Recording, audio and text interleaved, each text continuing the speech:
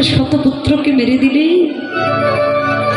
কৃষ্ণ তখন কুন্তিকে ডেকে বললেন, গান্ধারীকে ডেকে বললেন, পিসিমা তুমি ভুল বললে। তুমি বললে না যে আমি তোমার শতপুত্রকে মেরে দিলাম। পিসিমা তুমি ভুল বললে। আসলে কি জানো পিসিমা, আমি তো ভগবান। আমি ভগবান হয়ে এ জগতে কাউকে কখনো কোনোদিন মারতে পারি না। এ জগতে যার মৃত্যু সেই তো ডেকে নিয়ে আসে। পিসিমা আমি কাউকে মারতে পারি না, যার মৃত্যু সেই ডেকে নিয়ে আসে। আর তুমি বলছো যে আমি তোমার শতপুত্রকে মেরে দিলাম। পিসিমা তোমার কি সেই দিনের কথা মনে না?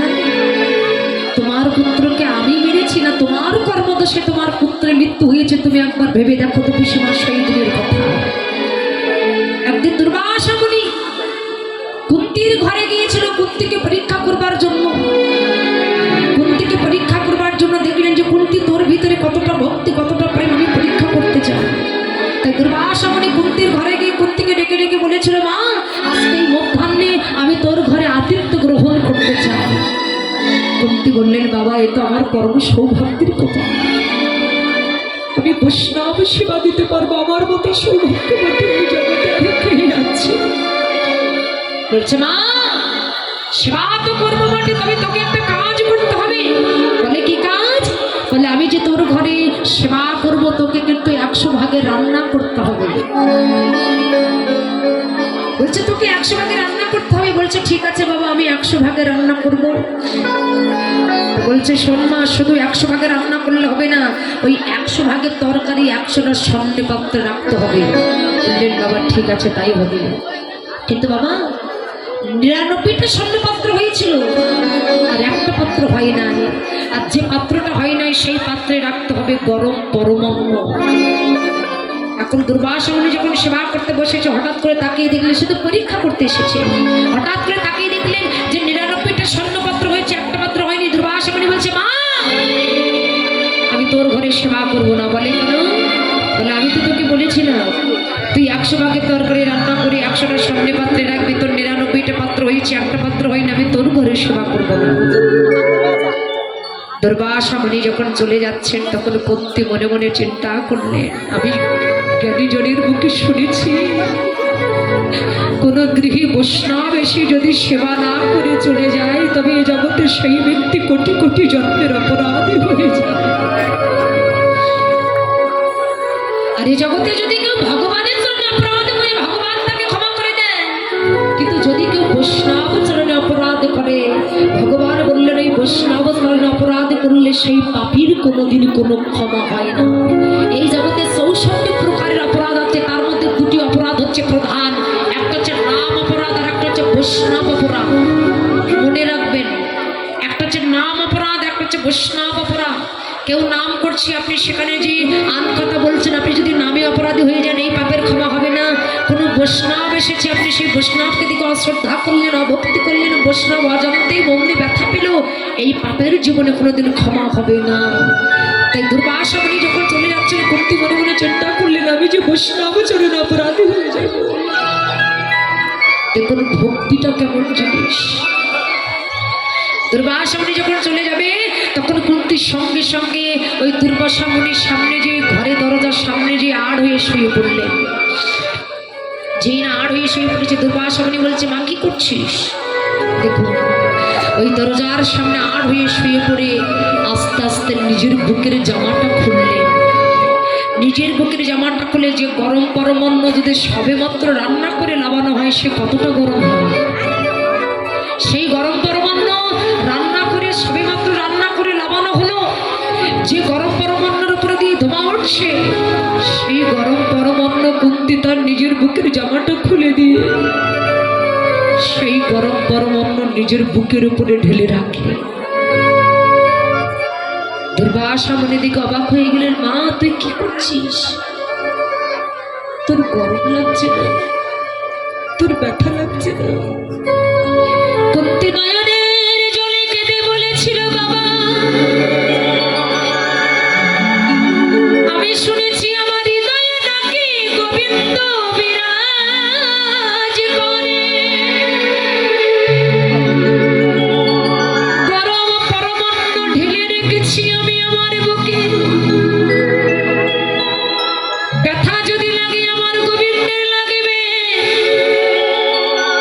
গরম যদি লাগে আমার গোবিন্দের লাগবে। গোবিন্দের লাগবে। আমি শুনেছি আমার এই হৃদয়ে নাকি গোবিন্দ বিরাজ করে। তাহলে আমার এই হৃদয়ে যদি গোবিন্দ বিরাজ করে, আমি গরম পরমান্ন আমার বুকের উপরে ঢেলে রেখেছি। ব্যথা যদি লাগে আমার গোবিন্দের লাগবে, গরম যদি লাগে আমার গোবিন্দের লাগবে। আমার কোন গরমে গরম লাগবে তুমি বলতে পারো? এবার সামনে দিকে অবাক হয়ে গেলেন। মা, আমি তোকে পরীক্ষা করতে এসেছিলাম, তুই আমার পরীক্ষায় উত্তীর্ণ হয়ে গেছিস। বল তুই আমার কাছে কি চাস? করতে ছুটতে ছুটতে গিয়ে দুর্বাসা বলে চরণ দুটি বুকের ভিতরে জড়িয়ে ধরে বলছে, বাবা, আমি শুনেছি এ জগতে বৈষ্ণবের কৃপা হলে নাকি ভগবানের কৃপা। আমি জগতে এমন কোনো কর্ম করতে পেরেছি কি আমি জানি না, যার জন্য আমি ভগবানের চরণ পাবো। কিন্তু ভগবানের চরণ পাওয়ার আমার প্রয়োজন না, আমি ভগবানের চরণ চাই না। আমি কি চাই জানো? তুমি যখন কৃপা করে আমার ঘরে এসেছো, তোমার চরণে আমার এই নিবেদন, তোমার মতো বৈষ্ণবের চরণ ছাড়া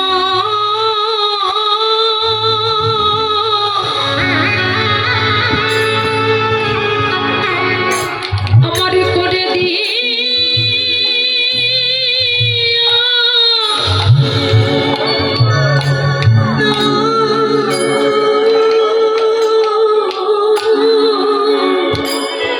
তোমার মতো বৈষ্ণবের চরণ ছাড়া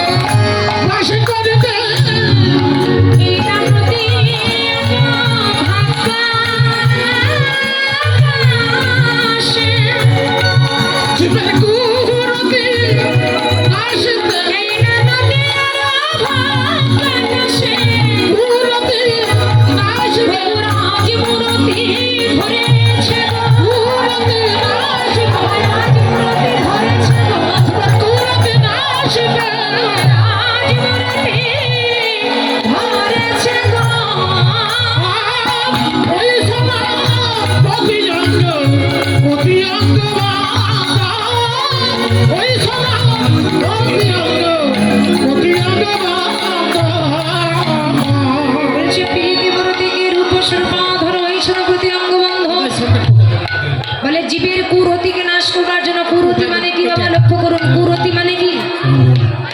মানে কু মানে হচ্ছে খারাপ, আর রতি মানে হচ্ছে ভালোবাসা। অর্থাৎ যাদের ভিতরে কুমন্ত্রণা কুবাচনা আসেন, সেই কুমন্ত্রণা কুবাসনাকে নাশ করবার জন্য আজকে নদিয়ার মধ্যে গৌরাঙ্গ মহাপ্রভু পীড়িতির মূর্তি ধরলেন।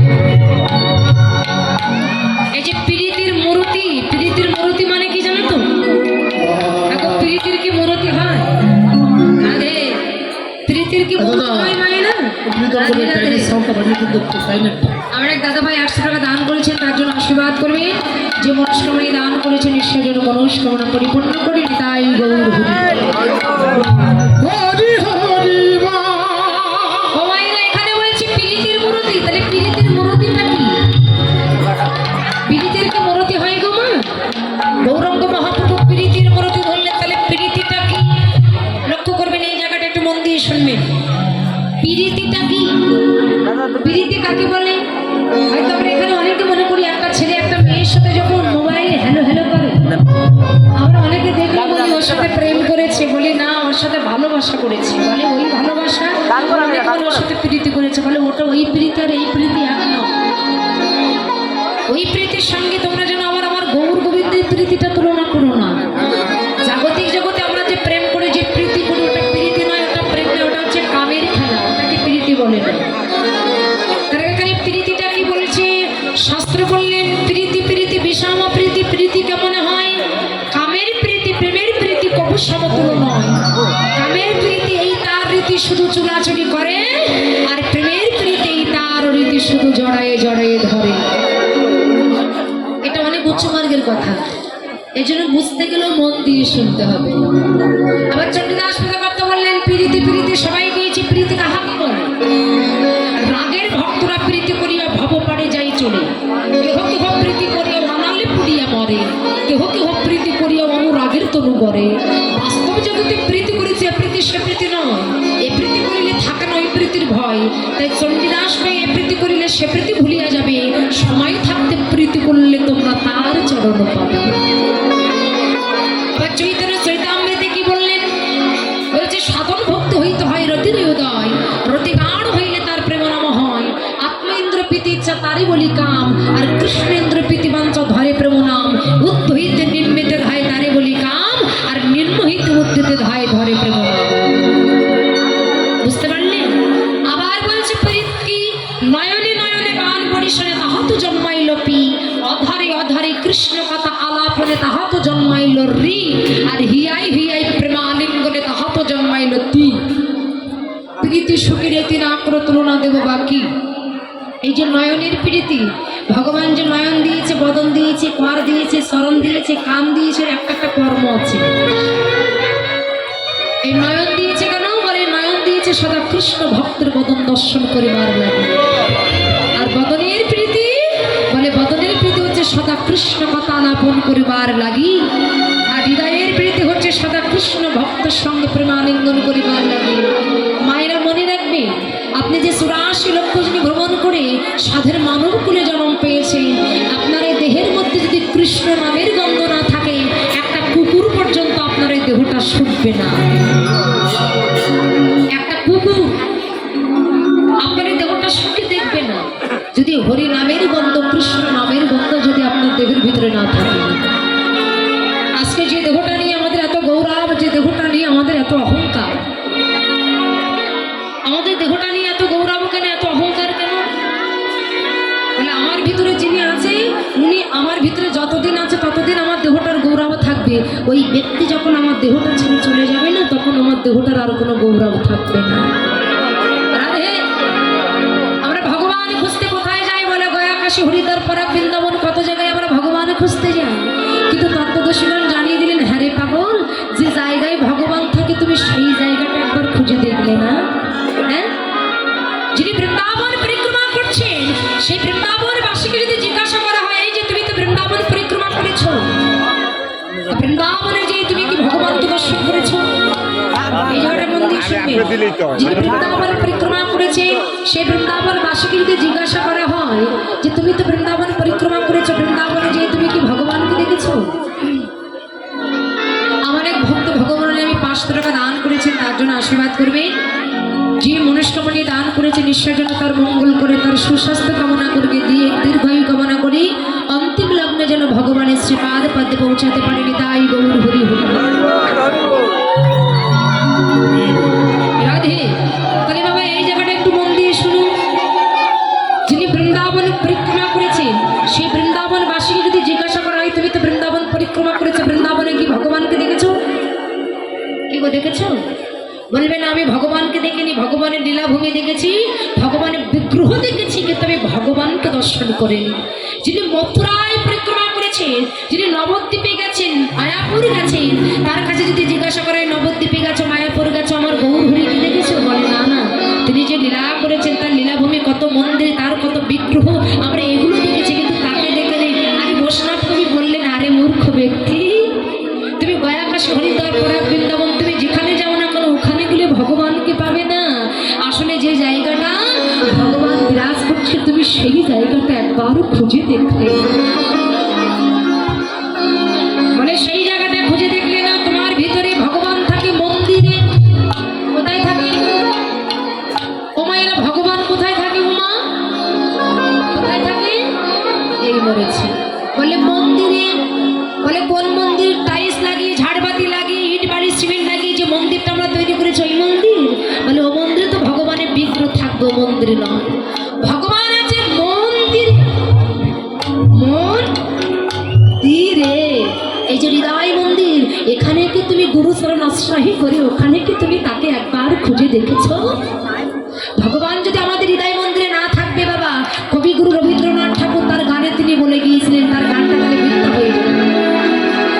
এই গানটা আমরা অনেকে ছোটবেলা থেকে শুনতে শুনতে বড় হয়েছে, কিন্তু আমরা গানে কেউ বিচার করি না। এই যেমন এখন কীর্তন হচ্ছে, আপনারা কীর্তন শুনছেন, অনেক কীর্তন শোনেন, কিন্তু বিচার করে দেখেছেন আসলে কীর্তনটা কি? গাচ্ছে আউল বাউল গাচ্ছে শুনে যাচ্ছেন, প্রকৃত কীর্তন আমরা বিচার করি কয়জন? এই জন্য ওই বসে বসে শুনতে হয় তাই শুনি, বলে যাওয়া প্রসাদ খেতে হয় তাই খাই, বাড়ি যেতে হয় তাই চাই, আর আমাদের গাইতে হয় তাই আমরা গাই। রাধে। এই জন্য কবি